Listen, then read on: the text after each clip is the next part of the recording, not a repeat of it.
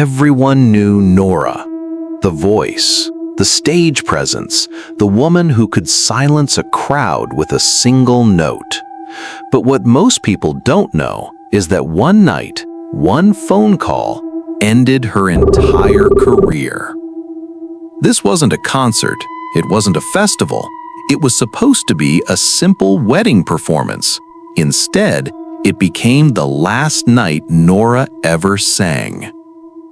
Nora was at the peak of her fame, sold-out shows, endless invitations. She could perform anywhere she wanted. Then, in 1997, on a quiet Friday evening, her phone rang. A woman was on the line. Her voice was polite but desperate.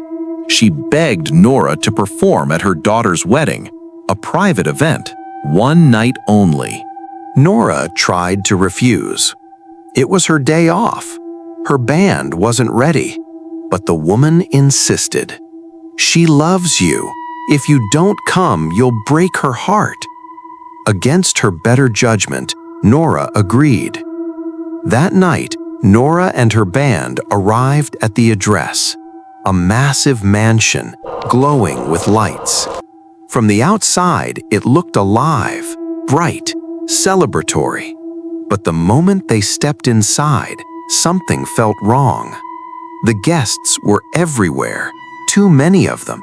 Their faces were pale, their smiles empty. When they shook hands, their skin felt rough, cold.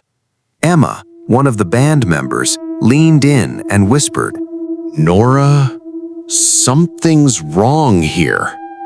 Suddenly, the temperature rose, unnaturally hot.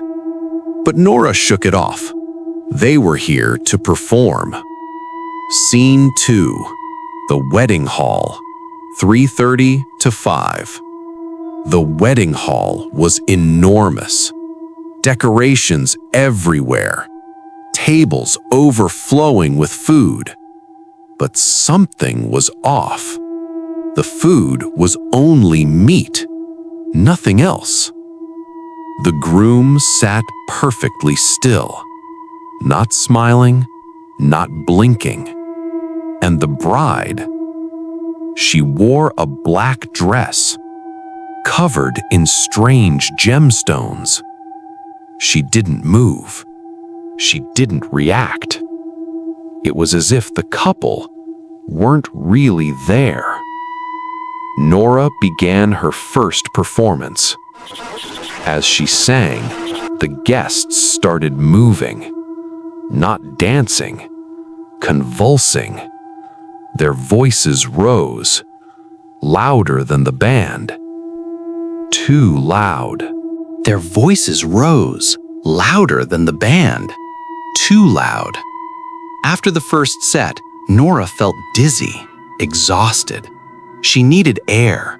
The band room was crowded, so she went upstairs, looking for an empty room.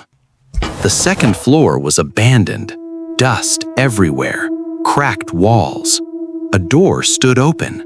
Inside, an old bedroom, one bed, covered in dust. Nora sat down and closed her eyes. She saw her, a woman in black, screaming, running toward her. Nora woke up gasping. The door was now closed. She ran to it, pulled. It opened by itself, and standing in the hallway was the same woman. Nora blinked. She was gone. As Nora stepped out, a small child ran past her, barefoot, silent. The child ran upstairs to the third floor. Nora followed. That floor was worse. Broken walls, darkness. Voices whispered her name. Then, laughter. She saw the child again. He ran into a room. The door slammed shut. Nora tried to open it. It wouldn't move. Suddenly, something grabbed her leg, dragging her. A voice growled, "Sing, we love your voice." Nora screamed and broke free. She ran.